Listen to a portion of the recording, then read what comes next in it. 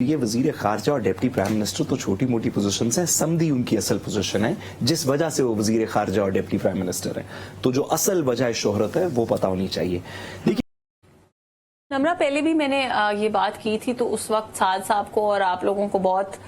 فنی لگی تھی بات، اور آپ نے اس کا بڑا طنز کیا اس کے اوپر اور سارا کچھ، کہ جب میں نے کہا تھا کہ جی جو ہمارا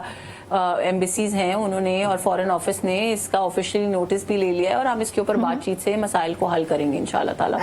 اور یہ اسی چیزوں کی ایک آگے سمجھیں کہ کڑی ہے انشاءاللہ تعالیٰ۔ ڈار صاحب وہاں پہ جا رہے ہیں، ان کا پورا وفد جا رہا ہے، وہاں پہ ملاقاتیں ہوں گی، ہیڈ آف دی اسٹیٹ سے بھی ہوں گی، فورن منسٹری سے بھی ہوں گی، باقی تمام لوگوں سے بھی ملاقاتیں ہوں گی، اور انشاءاللہ تعالیٰ جتنی کشیدگی ہے ہم اس کو دور کر کے، اور میں سمجھتی ہوں دین اگین وہی بات کہ یہ بڑی خوشائند بات ہے، اس کو ہمیں خوشی خوشی ویلکم کرنا چاہیے، کیونکہ یہ مذاکرات وہ چیز ہیں، یہ وزٹ وہ ہے جس کے اوپر تمام پاکستان کی نظریں بڑے عرصے سے تھیں کہ یہ کب ہوگا اور یہ کب جائیں گے اور کب بات کر کے مسائل کو حل کریں گے، کیونکہ دیکھیں میں ہمیشہ سے اس چیز کی بڑی اسٹرانگ بلیور ہوں کہ مسائل حل بات چیت سے ہی ہوتے ہیں۔ ہم دھرنا کر سکتے ہیں، ہم جلسہ کر سکتے ہیں، ہم خون ریزی کر سکتے ہیں، ہم وردیاں جلا سکتے ہیں، لیکن مسائل کا حل صرف بات چیت میں ہے۔ یہ ہم آخری سٹیپ پہ پہلے چلے جاتے ہیں یہ سوچے سمجھے بغیر کہ وہاں سے ہمیں کچھ نہیں ملنا اور ہمیں واپس بات چیت اور مذاکرات کے اوپر آنا ہے۔ جی کچھ ایجنڈا نام تو نہیں پتا، لیکن آفیشل کچھ ایجنڈا وغیرہ ہے کہ کس طرح سے بات کرنی ہے، مذاکرات ہوں گے، ہم سب سے ملاقات ہوگی، وزیر خارجہ کی، نائب وزیر اعظم سے ایشو کیا جائے گا، فورن آفس کی طرف سے وفد کے نام کی ڈیٹیلز اور ایجنڈا دونوں چیزیں ایشو کر دی جائیں گی۔ ٹھیک ہے سعد صاحب، آپ کو کیا لگتا ہے کہ وزیر خارجہ جا رہے ہیں، کیا سگنیفیکنس ہونے جا رہی ہے اس دورے کی، کس طرح سے اس کو ڈیل کرنا چاہیے، پاکستان کی کیا پوزیشن ہونی چاہیے؟ اور ڈیپٹی پرائم منسٹر دونوں پوزیشن، جی ڈیپٹی پرائم منسٹر، جی بالکل وزیر خارجہ اور ڈیپٹی پرائم منسٹر، نائب وزیر اعظم، تو یہ جا رہے ہیں، کیا ایجنڈا ہونا چاہیے، کس طرح سے ڈیل کرنا چاہیے افغانستان کے ساتھ؟ دیکھیے سب سے پہلے تو میڈم نے ان کی اصل پوزیشن نہیں بتائی۔ یہ وزیر خارجہ اور ڈپٹی پرائم منسٹر تو چھوٹی موٹی پوزیشنز ہیں، سمدھی ان کی اصل پوزیشن ہے جس وجہ سے وہ وزیر خارجہ اور ڈپٹی پرائم منسٹر ہیں، تو جو اصل وجہ شہرت ہے وہ پتہ ہونی چاہیے۔ دیکھیے پاکستان کے اندر میں تو پہلے بھی میرا ہمیشہ سے خیال رہا ہے کہ افغانستان کے ساتھ ہماری اگر madam I have no desire to do comebacks, میرا استاد، میرا لیگل آئیڈیل، جس کو دیکھ کے میں روز آرگیومنٹ سیکھتی ہوں، اسمبلی میں جا کے وہی باتیں کرتی ہوں جو سعد رسول سے سیکھی ہوتی ہیں، اب وہ اگر یہ بات کرنے لگ جائے تو تھوڑا سا میں نے جو بات کی نا، یہ بات یہ پاکستان کا ہر شخص جو بھی یہ ٹیلی ویژن دیکھ رہا ہوگا نا،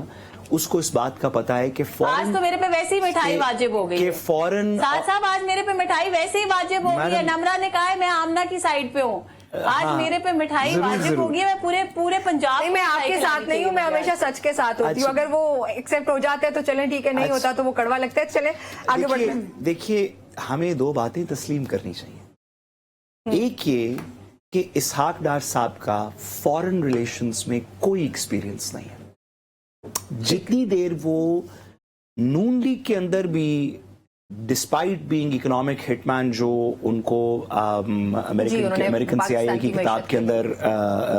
مینشن کیا گیا ہے، باب ووڈورڈ کی کتاب کے اندر بھی یہ بات لکھی گئی ہے میرا خیال ہے، ڈسپائٹ ہیونگ نو ایکسپیرینس ان فورن پالیسی، کوئی ایکسپیرینس نہیں ہے فورن پالیسی کا، کبھی اس طرح کا پورٹ فولیو ہولڈ نہیں کیا، کوئی اس کی پریسیڈنٹ نہیں ہے۔ بڑی اچھی بات ہے کہ ان کو فورن منسٹر بنایا گیا، تو کسی فورن پالیسی ڈاکٹرن کی وجہ سے تو نہیں بنایا گیا، کوئی جے شنکر تو نہیں ہے کہ ساری زندگی فورن پالیسی، فورن سیکرٹری رہے، یہ رہے وہ رہے، فورن پالیسی کو سمجھتے ہیں۔ بھئی کس وجہ سے بنایا گیا ہے ڈپٹی پرائم منسٹر اور فورن منسٹر، کس وجہ سے بنایا، کیا کوالیفیکیشن ہے؟ وہ انٹرنیشنل ریلیشنز کے ایکسپرٹ ہیں۔ کس کو ہونا چاہیے میڈم پاکستان میں بہت سارے لوگ ہیں، آپ کس کو پاکستان میں بہت سارے لوگ ہیں، نون لیگ کے پاس اس سے بہتر لوگ ہیں، طارق فاطمی جیسے لوگ موجود ہیں جو فورن پالیسی کو سمجھتے ہیں، جو فورن پالیسی کو آپ ان سے بلاول بھٹو زرداری صاحب، یہ کویسچن تھوڑا ٹاپک سے الگ ہو گیا، بلاول بھٹو زرداری صاحب کو آپ کس طرح سے دیکھتے ہیں؟ دیکھیے سوری، میرا بلاول بھٹو زرداری صاحب کے بارے میں بھی یہی خیال ہے، آپ بہت سارے پورٹ فولیوز کو تعلقات کی بیسس کے اوپر دے سکتے ہیں، ہر حکومت دیتی ہے، कभी एलाइज को देने पड़ते हैं उनको अलायंस के अंदर रखने के लिए कि जी आपने एमक्यूएम को 2 मिनिस्ट्रीज दे दी, कभी आपको अपने जो लोग आपके साथ बहुत अरसे से चल रहे हो आपको उनको कोई ना कोई, ख्वाजा आसिफ इलेक्शन भी हार गए फिर भी आपको एक मिनिस्ट्री देनी थी, आपने दे दी डिफेंस मिनिस्ट्री क्योंकि उसके अंदर कोई काम नहीं होता, ठीक है समझ आती है बात। लेकिन 4-5 ऐसी मिनिस्ट्रीज होती हैं गवर्नमेंट के अंदर जो आप ताल्लुकात पे नहीं सिर्फ मेरिट पे दे सकते हैं। एक फाइनेंस की,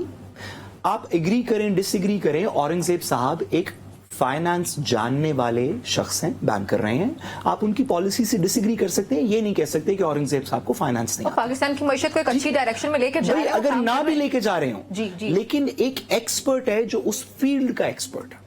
ट्रू। इस आपको पावर सेक्टर, पाकिस्तान के अंदर power and energy sector, finance, law, interior, जो कि पाकिस्तान के इंटरनल पॉलिटिकल सिक्योरिटी हालात को देख सकता हो, और फॉरेन मिनिस्ट्री,